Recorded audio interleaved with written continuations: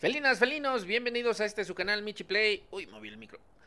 Estamos en el podcast del canal, en una sección que, bueno, nos ponemos a dar temas diferentes y random.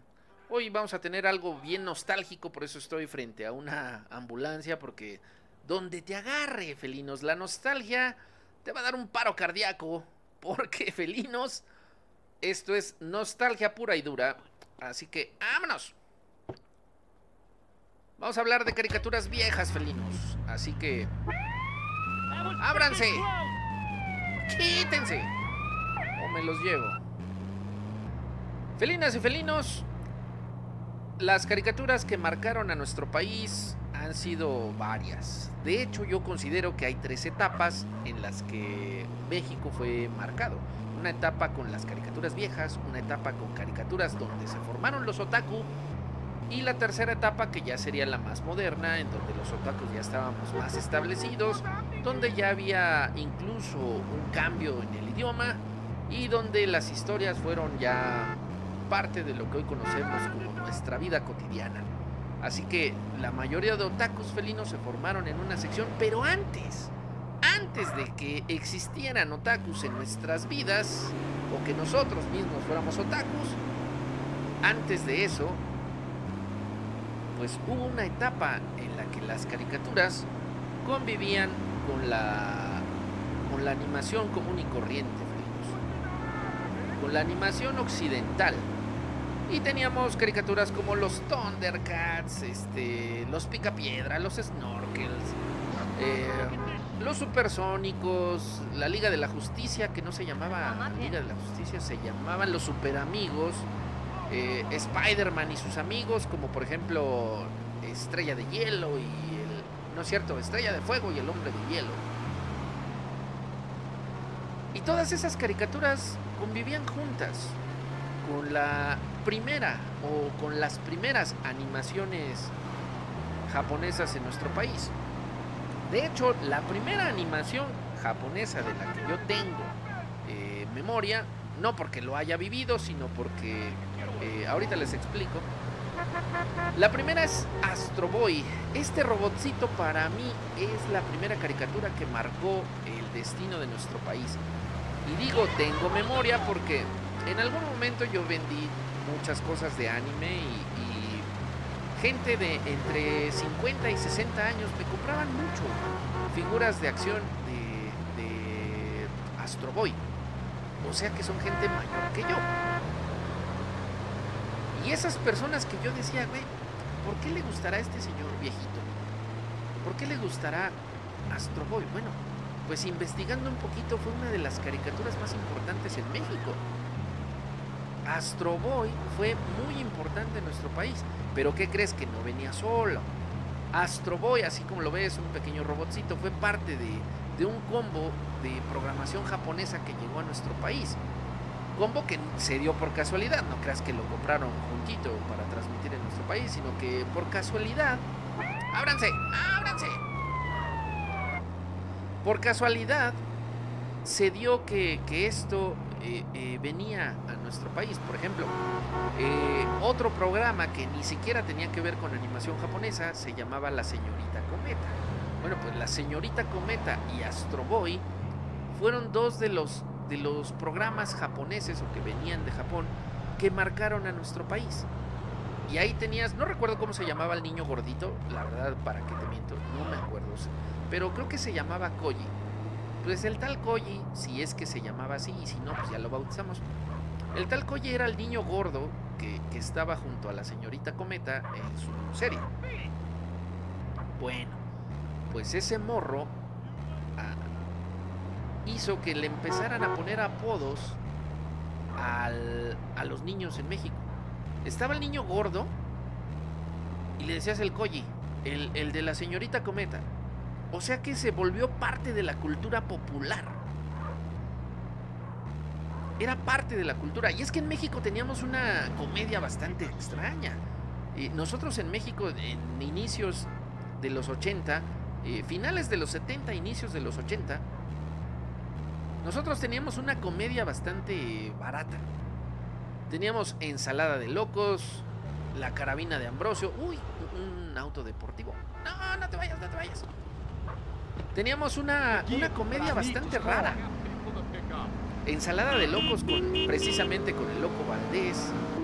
Y no me acuerdo cómo se llamaba los otros actores. Pero era una comedia bastante rara. El típico pastelazo. De hecho, el Chavo del 8 era el típico pastelazo, la típica comedia física. La comedia que te ponía la caída, el golpe, la embarrada de pastel o de comida. Era una comedia barata, muy rara. Pero era lo que gustaba. Y de hecho, para mí, por ejemplo, en mi punto de vista, el Chavo del 8 no le gustaba a los niños, le gustaba a los grandes, a los adultos, los que crecieron con las películas de Viruta y Capulina, los que crecieron con esa comedia del pastelazo, con la comedia física, porque no había otra comedia. La otra comedia que había era bastante picante en los años 80, a inicios de los 80, porque teníamos, por ejemplo, comedias como Mi Secretaria, que eran prácticamente dramas.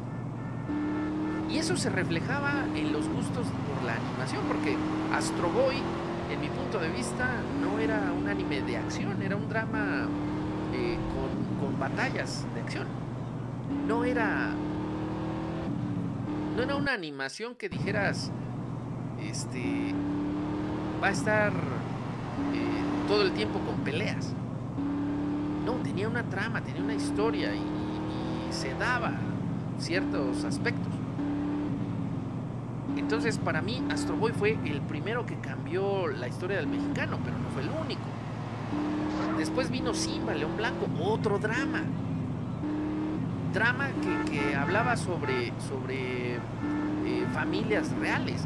De hecho, para mí, Kimba, León Blanco es como ver Juego de Tronos, pero con leones. O sea, tenemos dos reinos, tenemos caballeros, por así decirlo, tenemos el heredero al trono, cosas por el estilo. De hecho, Disney se apropió de toda la trama. En mi punto de vista, la trama del Rey León es Kimba. Todo lo que pasaba en Kimba, León Blanco, terminó siendo parte del Rey León. En mi punto de vista, no sé si en verdad hubo un plagio o algo por el estilo. Alcancé a ver una moto aquí. ¡Oh, qué buena vista! ¡Oh, se trabó el juego! Entonces, Disney se apropió de toda esta maraña de tramas que le dieron al mexicano una idea más, un punto más, en el que nosotros, felinos, estábamos muy metidísimos en toda esta cultura. Estábamos muy, muy arraigados en todo esto que al mexicano le llamaba la atención. Porque de hecho las caricaturas eran un drama, felinos. Era un mercado de lágrimas, como había una sección dentro de la Carabina de Ambrosio que se llamaba Mercado de Lágrimas. Bueno, pues así era esto. Y te lo digo porque, por ejemplo, otro de los animes que marcaron al mexicano en la primera etapa fue La Ranita de Metán. Aquí es a donde empezamos a ver a los primeros otaku, pero no sabían que eran otakus y no sabían que lo serían en el futuro. La Ranita de Metán fue una caricatura que llegó a México, pero no llegó a todo el país, llegó más o menos ahí en el centro de nuestro país, y que después fue reproducida por Televisión Azteca, y entonces ahí sí ya alcanzó niveles más grandes. Pero en su momento La Ranita de Metán fue un drama que no estaba predestinado para que fuera gustoso, sino que alcanzó buenos ratings en Japón. Alguien dijo, pues tráetela para acá. Se la trajeron y órale, oh sorpresa, tenemos a La Ranita de Metán en nuestro país. Y nos hizo llorar. De hecho, La Ranita de Metán es como ver Amores Perros. No es cierto, como ver Amarte Duele, pero con ranas. Tenemos a una ranita que era pobre, enamorado de una ranita millonaria. Y esto era una historia para la cual los niños no estábamos preparados. no estábamos ni siquiera listos para una trama así.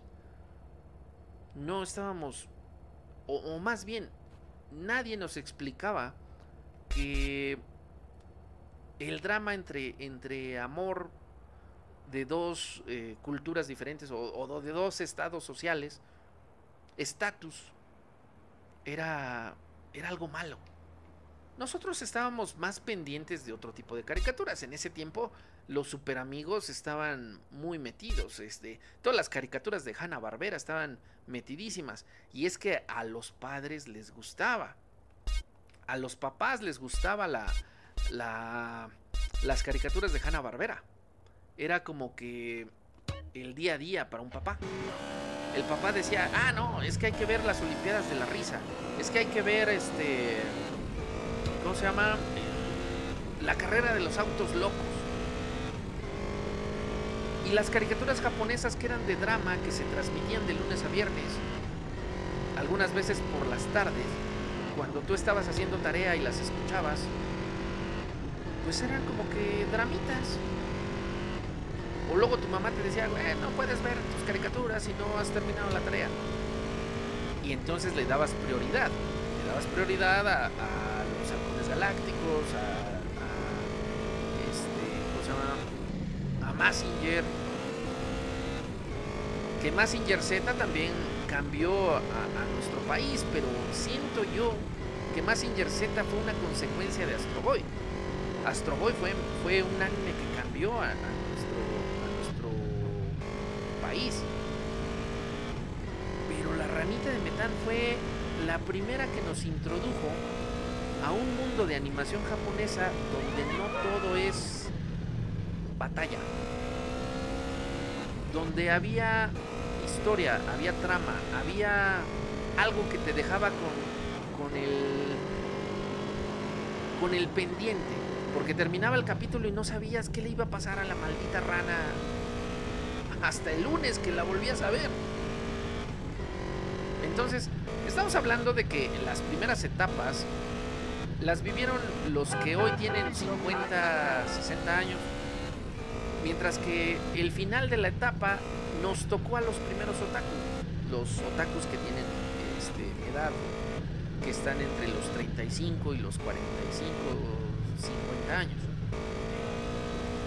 A todos estos otakus les tocó una etapa difícil, porque el anime convivía con otras caricaturas. De hecho, ni siquiera sabíamos la diferencia entre anime y animación normal. De hecho, por ejemplo, la animación de D'Artagnan, muy pocos saben que es anime. La mayoría piensa que es una caricatura extranjera. Y es que, bueno, también la producción no es muy japonesa, que digamos. Tiene producción diferente. Pero, sin embargo, sí tiene una embarrada de animación japonesa. Y D'Artagnan fue lo suficientemente poderosa como para influenciar a todos los morritos. Muchos morritos quedaron encantadísimos con D'Artagnan.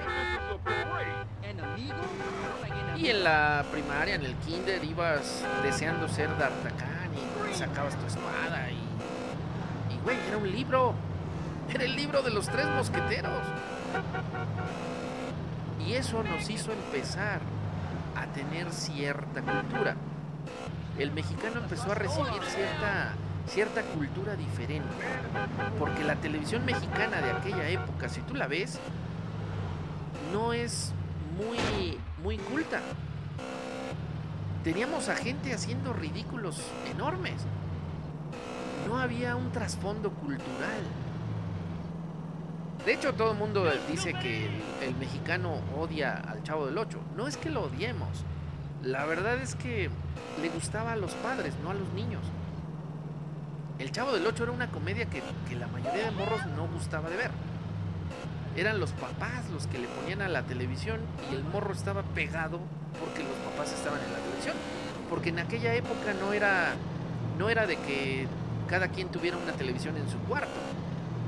Había una televisión para toda la familia y todos tenían que ver lo que mamá o papá decían. Entonces no había una diferencia entre que yo veo mis cosas y tú ves las tuyas. De hecho, eso se empezó a dar hasta finales de los 80. Es más, yo creo que a mediados de los 90 fue cuando empezó a darse ese fenómeno de tener más de una televisión en casa.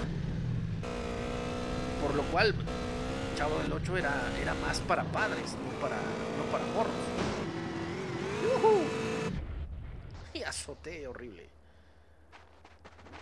Entonces, si hablamos de animación tal cual, yo creo que las caricaturas de aquella época eran las que dominaban, pero eran las caricaturas americanas las que dominaban la mentalidad del niño mexicano.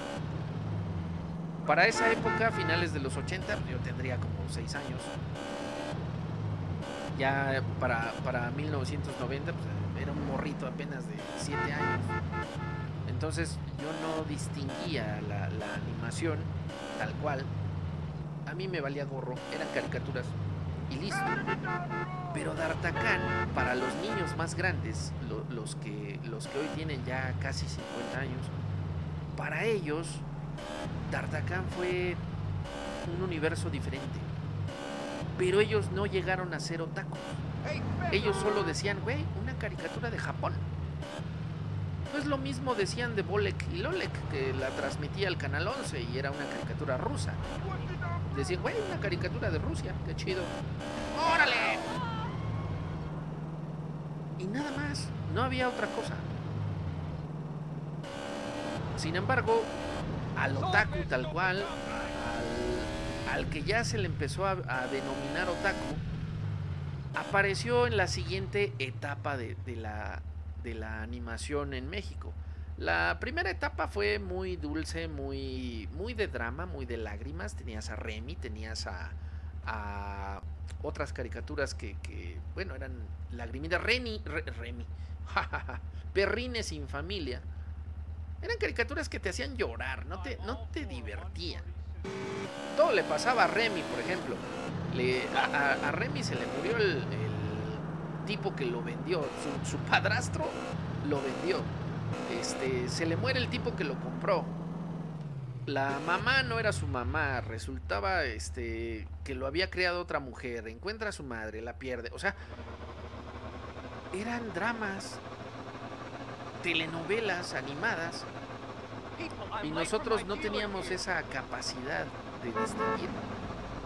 Para nosotros eran caricaturas y punto. Era animación. No existía Paw Patrol, no existía Las Mascotas Maravilla, no existía Pocoyo, ni las pistas de Blue. O sea, no había animación para niños. En los años 80 la animación era para adultos. Las caricaturas eran para adultos. Tenían trama, tenían algo diferente.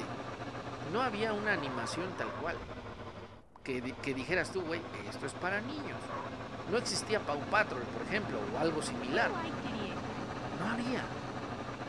Entonces tenías que aguantarte.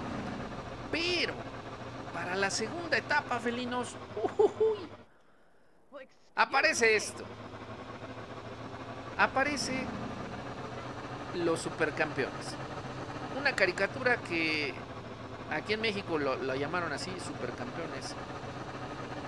Y no sé cómo decirte, pero Capitán Tsubasa o Captain Tsubasa fue una caricatura que tiene un antes y un después en el mexicano.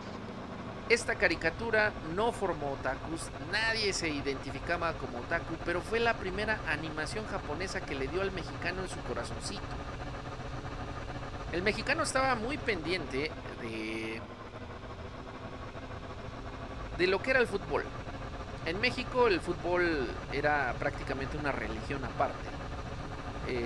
Si tú le ibas al América, si tú le ibas a las Chivas, entonces eran peleas. La familia se juntaba los domingos para ver los partidos de fútbol. De hecho, había peleas entre las abuelas que decían, vayan a misa, bola de caballos. Y los hijos que decían, mamá, pero es que el fútbol se juega en la América al mediodía y la misa es a las 12. Sí, pero tu partido dura, no sé, 2 horas y la misa es 1. pero no querías ir por ver el fútbol. Entonces, esto, felinos, fue parte de lo que marcó al mexicano. El fútbol era una religión aparte. Y nosotros, los morros, éramos contagiados de lo que era el fútbol a final de los años 80. De hecho, ya estamos hablando de los 90. Estamos hablando por ahí del 90, más o menos, cuando todo esto empezaba a darse, cuando Supercampeones estaba en su punto más alto. Porque Supercampeones empezó flojón. Empezó con Oliver llegando al instituto y bueno, apenas empezaba a darse. Pero cuando empezó lo del torneo interescolar, cuando empezamos a ver que el tiro del halcón, que el tiro de los hermanos Corio, que el huracán en el cielo y que Steve Huga no sé qué, ahí fue donde cambió al mexicano. Ahí fue donde los niños que ya amaban el fútbol, porque los niños eran parte de lo que se vivía en el fútbol en casa, los niños empezaron a amar su propio fútbol, empezaron a amar a Oliver y a todos sus amigos. Los niños querían ser futbolistas por Oliver. Muchos niños mexicanos quisieron ser futbolistas por Oliver. Y me atrevo a decir que gente que estuvo en la selección mexicana en su momento creció viendo a Oliver cuando eran niños y se soñaron con ser futbolistas. Así de duro está la cosa. Así de impactante fue los Supercampeones. Al mexicano le dio en la torre porque México venía de una derrota horrible en la mesa, porque en Italia 90 expulsaron a México de la Copa Mundial. No participó en Italia 90 porque fue maltratada por el caso Cachirules. Y en Estados Unidos 94 México alcanzó la gloria siendo parte del liderazgo del grupo de la muerte, que fueron eliminados por Bulgaria después. Bueno, ya es otra cosa, pero México se sentía orgulloso de haber dado una buena participación en contra de Italia, por ejemplo. Italia, que después sería subcampeona del mundo, pero imagínate, le peleabas al tú por tú a Noruega, le ganaste a Irlanda, que bueno, Irlanda no era la gran cosa, o no es la gran cosa en el fútbol, pero en aquella época se defendían muy bien. Estamos hablando del 94. Y las glorias del mexicano llegaron hasta Francia 98, cuando Supercampeones ya había pasado ciertamente de moda en nuestro país, pero no era olvidado. Esa maravilla del fútbol duraba, y los niños que crecieron en los años 90 eran los adolescentes que en 1998 jugaban fútbol recordando sus glorias con la caricatura de los Supercampeones. Entonces, Supercampeones fue un gran cambio para el mexicano. De hecho, ahí fue donde conocimos a Steve Huga. Y si eras delantero, querías ser Steve Huga. Si eras portero, querías ser Richard Tex-Tex y Benji Price. Si eras mediocampista, querías ser Oliver Atom o Tom Misaki.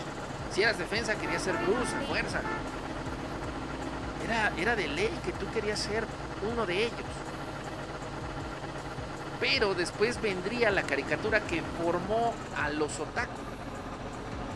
Esta caricatura, Caballeros del Zodiaco, fue la que formó a los otaku.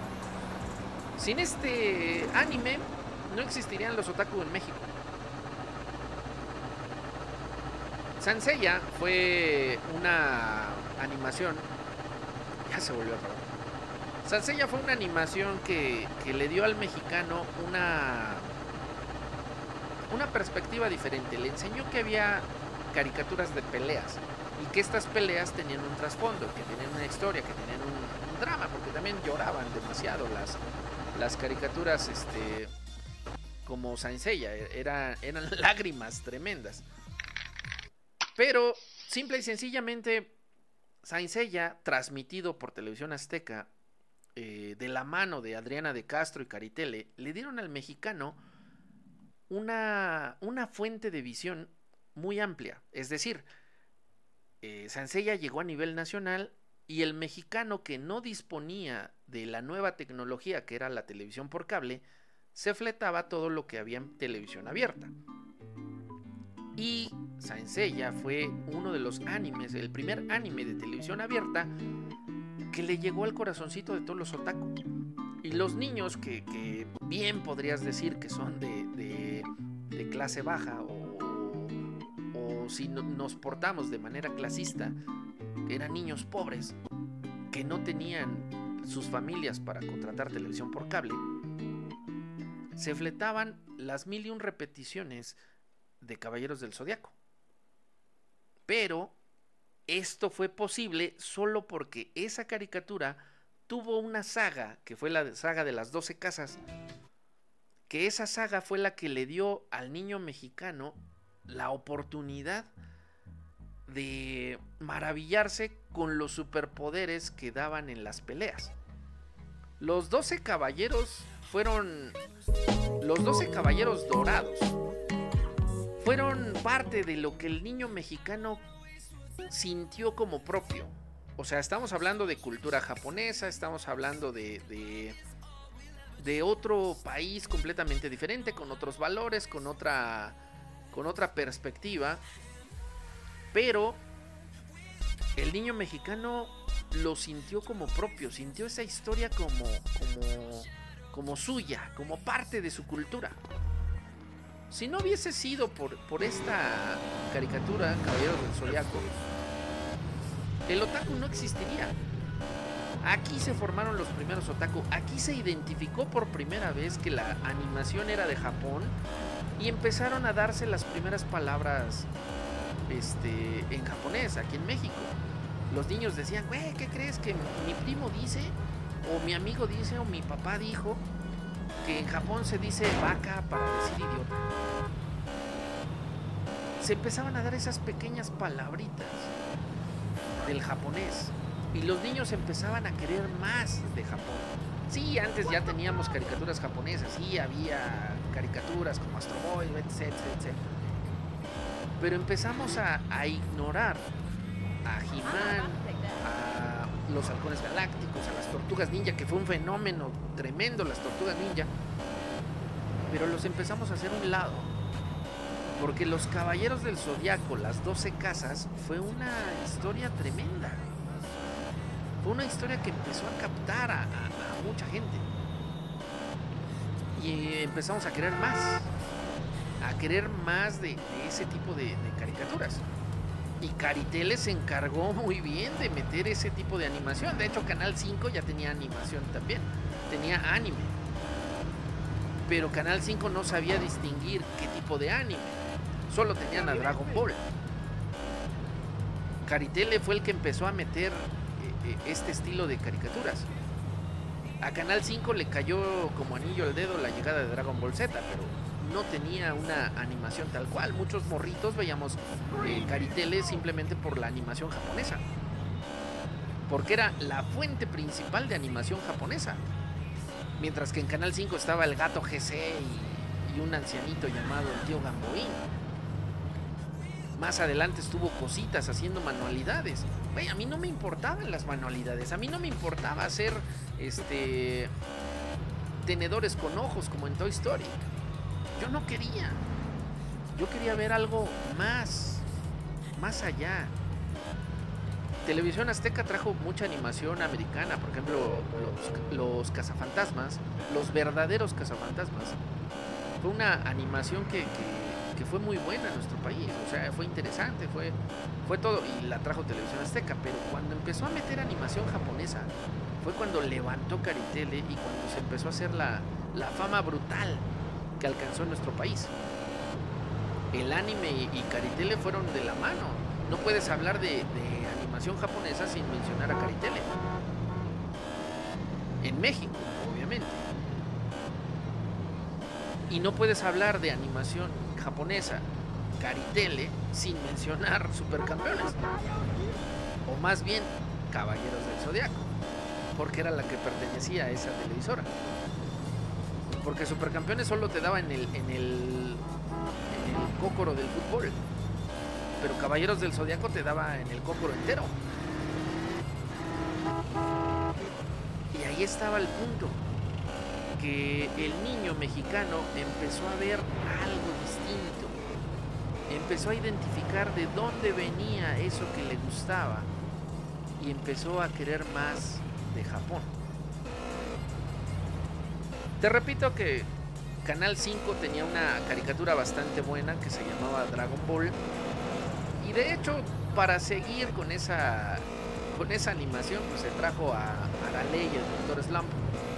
Pero Dragon Ball era la carta fuerte de los de la competencia de Caritel. Dragon Ball era el estandarte del otro lado. Y no era mala, era muy buena. Sin embargo, era muy inocente, era muy infantil. El primer Dragon Ball era muy infantilizado, era muy niño. Una animación sin gran cosa. Sí tenía peleas, sí tenía cosas, pero nosotros estábamos madurando ya. La mayoría de otakus que crecimos con La Ranita de Metán en los años 80, que éramos morritos de 5 años o hasta menos, porque yo recuerdo que no tenía ni 5 años cuando vi La Ranita de Metán, que ya después la empecé a ver de adulto y medio recordé de qué se trataba. De adulto ya no me gusta, cuando era niño era otra cosa, pero ahora ya no la siento interesante. Sin embargo, Dragon Ball fue un anime que sí cambió la cultura del mexicano. Ahí empezamos a conocer a la Patrulla Roja, empezamos a conocer a Krillin, empezamos a conocer a Milk, pero no se daban grandes batallas. Fue un cambio, fue algo bueno, fue algo novedoso, pero no era la batalla final. Fue algo distinto. De hecho, los amigos de Dragon Ball en aquella época, el maestro Roshi, Ten Shin Han y todo, ofrecían buenas peleas. Digo, las mejores peleas de aquella época sin duda eran las de Caballeros del Zodiaco. O sea, tú te pones a competir capítulos, pones capítulos de Caballeros del Zodiaco, las 12 casas, y pones capítulos de Caballeros del Zodiaco, de Dragon Ball, perdón, en la primera etapa de Dragon Ball, pues la neta sí se la lleva de calle Caballeros del Zodiaco. O sea, seamos honestos, Dragon Ball es muy buena, pero Caballeros del Zodiaco sí la superaba, era más madura, era más intensa. Sí había lágrimas, sí había todo, pero era más intensa las peleas. La de Dragon Ball eran un poquito más infantiles. Ten Shin Han en contra de Goku era más infantil. Sobre todo por personajes como Krillin y como Chaos. Por ejemplo, Krillin peleando contra un tipo apestoso, un tipo que olía mal, que esa era su ventaja, que el tipo olía feo y no lo podías derrotar. O sea, esa es una niñada, es algo infantil. Mientras que Caballeros del Zodiaco, la batalla de Yoga en contra de Camus, en el templo de Camus, cuando el maestro Camus hace que Yoga pierda a su madre, imagínate el trauma, le mató a su madre. ¿Qué capítulo tan más intenso? Mientras acá estabas peleando contra un tipo parecido a Frankenstein. Goku contra un androide de la Patrulla Roja que se parece a Frankenstein. Entonces, era diferente. Y así fue como la segunda etapa del anime hizo a estos otaku y empezaron a darse los primeros otaku. Yo no pongo a Supercampeones en la misma etapa, pero Caballeros del Zodiaco sí fue la primera caricatura que hizo a los primeros otaku. Dragon Ball el primero como que no tanto, pero sí era interesante, sí se veía, o sea, era divertido, lo veías, era bueno. Pero lo que empezó a formar otakus fue Caballeros del Zodiaco. Y entonces aquí se viene el cambio completo. Ambas televisoras descubrieron que las peleas era lo que llamaba la atención y que las peleas era lo que tenía el rating. Y entonces Canal 5, que tenía Dragon Ball, maduró y se trajo a uno de los animes más grandes de todos. Ranma y medio. Ranma y medio que cambió al mexicano. Muchos mexicanos empezaron a ver este anime y se empezaron a entretener porque la trama era adolescente. Te recuerdo que los primeros otaku que tenían 5 o 6 años en los 80 ya tenían más de 10.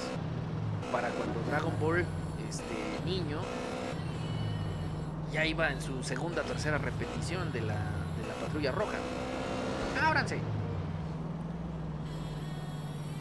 Y por ese punto, o más bien por esas épocas, en ese punto de vista, llega Ranma y medio con peleas maduras, con relaciones amorosas, en donde el niño ya estaba hablando de ligarse a una señorita, donde la niña de aquella época ya estaba hablando de tener al noviecito, y donde la animación se volvía un poco más adolescente. Estamos hablando de que Ranma y medio y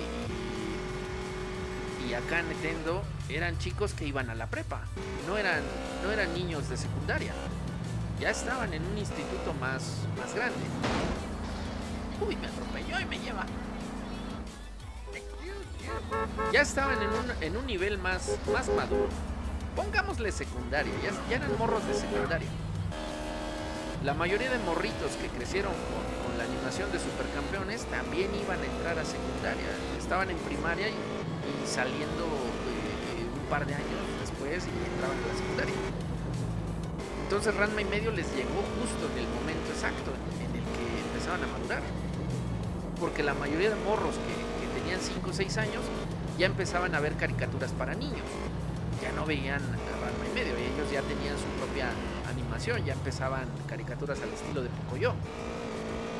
Ellos ya tenían su animación propia, que incluso se transmitía por las mañanas, porque eran niños que no iban a la escuela, y se iban a la escuela, bueno, en el kinder, saliendo del kinder ya tenían su propia animación. Para los más grandecitos teníamos el horario prime de la animación, que era en la tarde-noche. Y entonces Ranma y medio llegaba en ese horario prime. Y de hecho Ranma y medio marcó tanto a todo México que por culpa de Ranma y medio fue que empezó todo el lío de quitar al anime de nuestro país. Porque según Ranma y medio promovía el homosexualismo. Y ahí tenías a los padrecitos enojados, que hasta tuve que hacer una dramatización porque no encontré ninguna fotografía alusiva a... Pero ahí tenías a los padrecitos enojados de que, señores, Ranma y medio promueve el homosexualismo. Hay que terminar con esta caricatura. Si tú no quieres que tu hijo sea maricón, tienes que prohibirle ver Ranma y medio, porque ese hombre se transforma en mujer. En ese tiempo era la iglesia, y yo creo que toda la nación estaba bien cerrada. El homosexualismo era prácticamente prohibido. Era muy juzgado. Sí, teníamos a la loca del pueblo el rollo, pero era juzgado, era señalado. Tú no podías ver a la loquita del pueblo feliz porque mira, un mariconcito allá afuera. O sea, se le respetaba y todo el rollo, pero era la loca del pueblo. O sea, el único transexual que teníamos y que respetábamos era Francis. Era un comediante de los años 90. Ese güey hasta lo amábamos, te caía bien. Pero en general la sociedad era muy puritana. Las viejitas que iban a la iglesia, hijo de Lule, me fui me caí. Las viejitas que iban a la iglesia eran bien cerradas. Juzgaban, gritoneaban y señalaban a los gays de aquella época.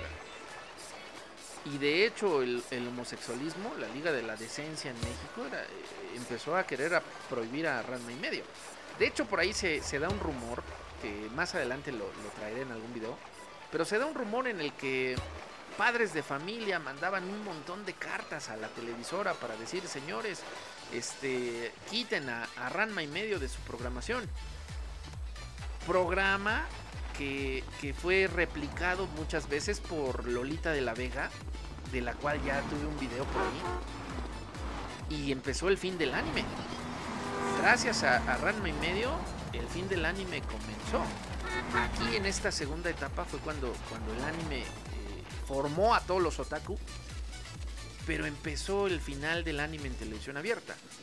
De hecho, fue lo que hizo a los otaku ser más otaku, porque ya no estaban disponibles los animes para televisión. Ya no podías ver a Ranma y medio. Ranma y medio lo quitaron. De hecho, quitaron incluso a Dragon Ball. Dragon Ball dejó de aparecer en televisión buen rato.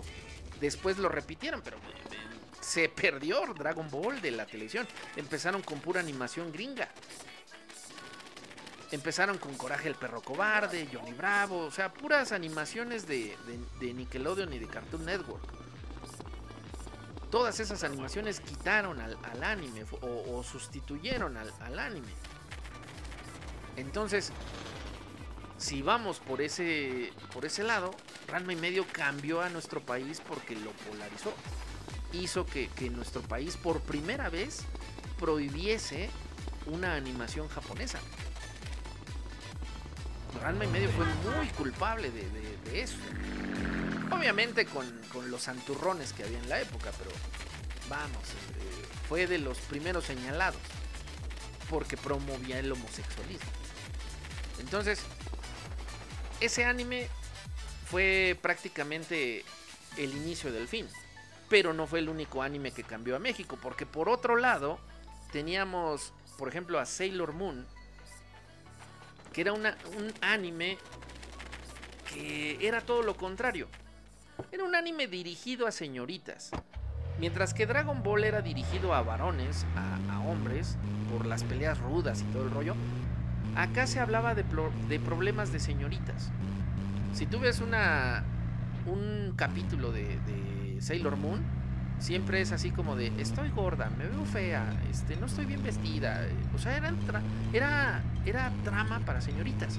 Pero ¿qué crees? Que le gustaba a los hombres también. Había muchos hombres viendo Sailor Moon. Sí, existía obviamente el machismo obvio, de que, güey, ¿cómo chicas pueden ver Sailor Moon? Yo no veo esas cosas. Pues sí, porque existía cierto machismo. Había hombres que no veían Sailor Moon porque era para mujeres.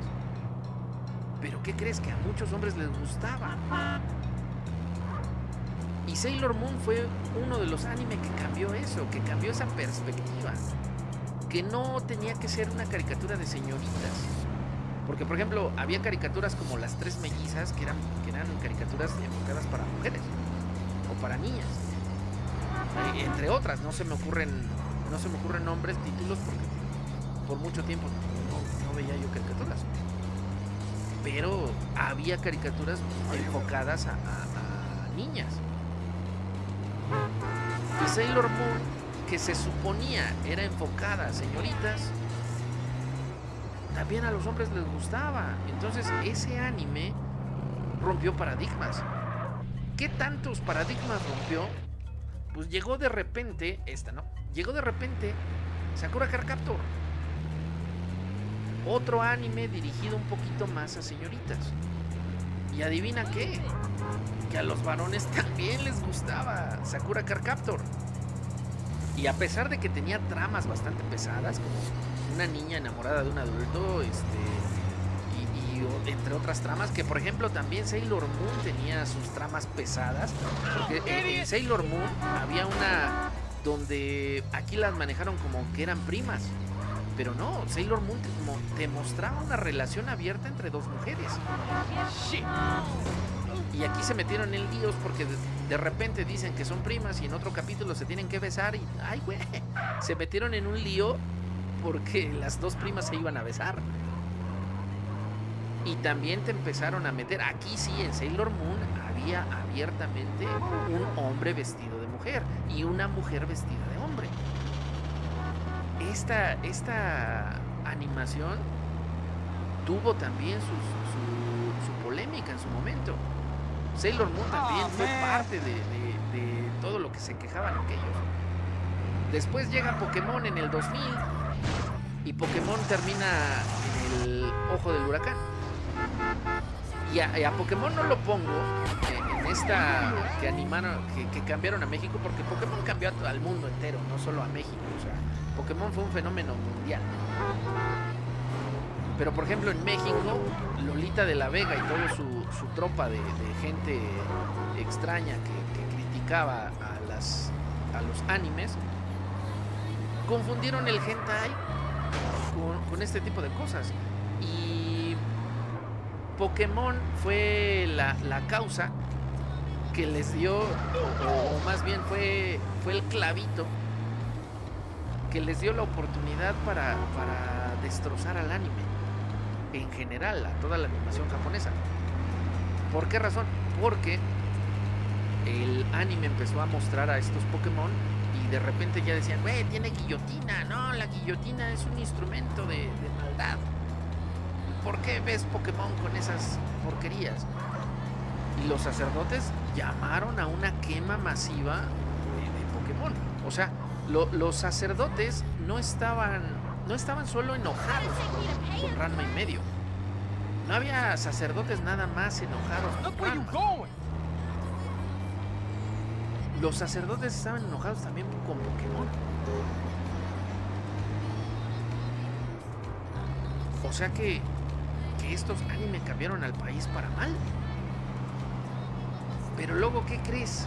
Que llega el ídolo de ídolos, Dragon Ball Z. Canal 5 se lo topó como un churrazo, porque ellos ya tenían los derechos de Dragon Ball. Y de repente Dragon Ball Z es un hitazo. Y empezamos a ver las aventuras de un Goku ya más maduro. Ya dejaron atrás la infantilización del personaje y lo empezaron a ver ya con esposa, con hijos, con peleas bien serias. Desde que empezó la saga de los Saiyajin, las peleas fueron bien serias. Llegó la saga de Freezer y dices, güey, ¿qué cosa acabo de ver? ¿Qué fregonería? La batalla de Freezer, convertido por primera vez en Super Saiyajin. Eso fue un antes y un después.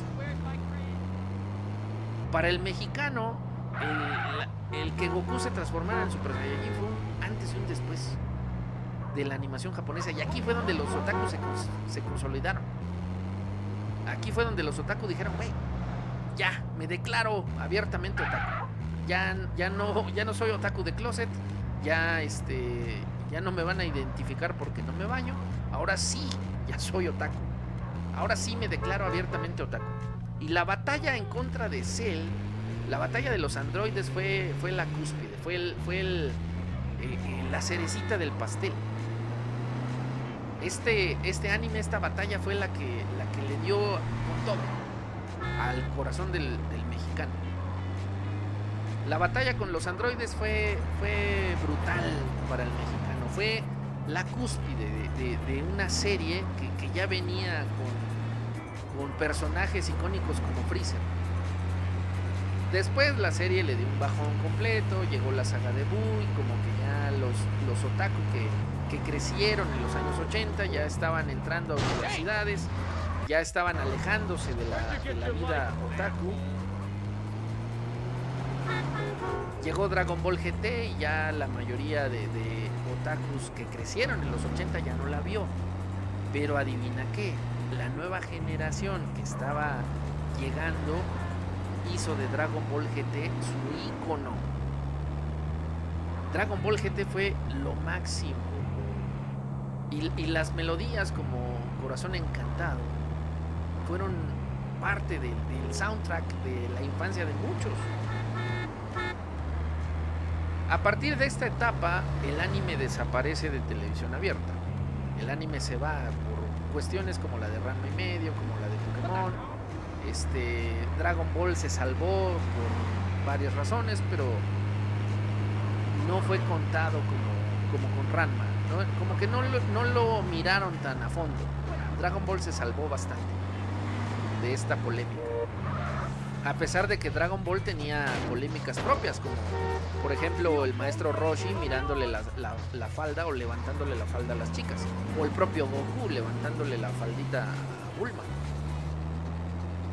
Pero esto, como fue censurado en México, pues obviamente no fue transmitido y no te enteraste, de no ser por la piratería. La piratería vino a salvar a los otaku. Es más, vino a confirmar quiénes eran otaku y quiénes no lo eran. Porque por la piratería, Felino, es que te gusta Shingeki no Kyojin. Por la piratería es que te gusta Demon Slayer. No sé quién más se me ocurre, o sea, pero son el mismo. Attack on Titan, por ejemplo. No te gustara el ataque de los titanes si no fuera por la piratería. No te gustaran otras series animadas de no ser porque las comprabas en los eventos de anime. Si tú no te ibas a estos eventos, a estas convenciones, o si no te ibas a la Friki Plaza, no encontrabas anime en televisión. Sí, estaban canales como Locomotion, Animax, pero estaban en cable. Y la mayoría de sus animes no eran tan polémicos, no eran tan la gran cosa. De hecho, la mayoría de animes buenos que eran polémicos los pasaban alrededor de las 12, 1 de la mañana cuando tú no los veías. Entonces, tú ibas a la escuela el otro día, solo hasta que estabas de vacaciones y que tus padres te dejaban dormir tarde, era cuando te enterabas de que había un buen anime por las madrugadas. De ahí en más, Felino, pasaba desapercibido. Pero la piratería no, la piratería sí te daba Genocyber, sí te daba Berserk, sí te daba animación bastante fuerte. Pero esas animaciones ya no cambiaron a México. Ese anime ya no cambió a México, ya simplemente confirmó quiénes eran otaku y quiénes no lo eran. Porque los otaku empezaron a irse a las convenciones, los otaku empezaron a llenar las friki plazas. De ahí en más, ya el anime ya no cambió a nuestro país, ya no hubo una generación que disfrutara de ese anime. Ahora los que están haciendo esa chambita son los doramas. ¿Por qué? Porque las televisoras se quedaron sin dinero y los doramas son su única salvación. Porque a todos nos gustan los coreanos, porque el K-pop está en su cúspide. De hecho, el K-pop va un poquito de bajada, pero está en la cima todavía. Y entonces, por eso las televisoras dejaron el anime de lado para empezar a transmitir doramas. ¿Por qué? Porque te vuelven a repetir Ranma y medio, te vuelven a repetir Dragon Ball. Eso ya lo vimos en los años 90 y principios de los 2000. Ya es algo que solo por nostalgia lo veías. Ya no es por necesidad o por curiosidad. Ya no hay una generación que cambia nuestro país. Ahora son los doramas. Ahora es el hada de las pesas. Ahora es Boys Over Flowers. Ya no es el anime el que domina el cambio del mexicano. Ahora son los doramas, ahora es el K-pop. Ya no hay impacto, así que el siguiente anime que cambia a nuestro país será el anime que tenga su propia sección en nuestro país y que marque a una generación entera. Porque ni siquiera la animación americana, no hay una caricatura americana que haga el fenómeno. Es más, ni siquiera el anime ha sacado un fenómeno mundial. Hemos tenido fenómenos muy grandes, pero solo entre el mundo otaku, no en el mundo en general. El anime que impactó al mundo se estancó con Pokémon en los años 2000. Porque los otakus sí estamos impactadísimos con Demon Slayer, los otakus sí estamos encariñados con Tokidoki Bosoto. Pero un anime que cambiase al mundo, que cambiase a un país entero, que le diera una perspectiva, que le diera una nacionalidad, una historia a toda una nación, ya no lo hay. Se acabó, ya se fue. Esa época terminó. Así que hasta que no saquen una joya oculta, pues no tendremos no tendremos otro anime que cambie a nuestro país. Así que, felinas y felinos, si te gustó este video, deja tu pulgarcito arriba, suscríbete si no lo has hecho, activa la campanita y nos vemos en el siguiente video. Mátane, felinos.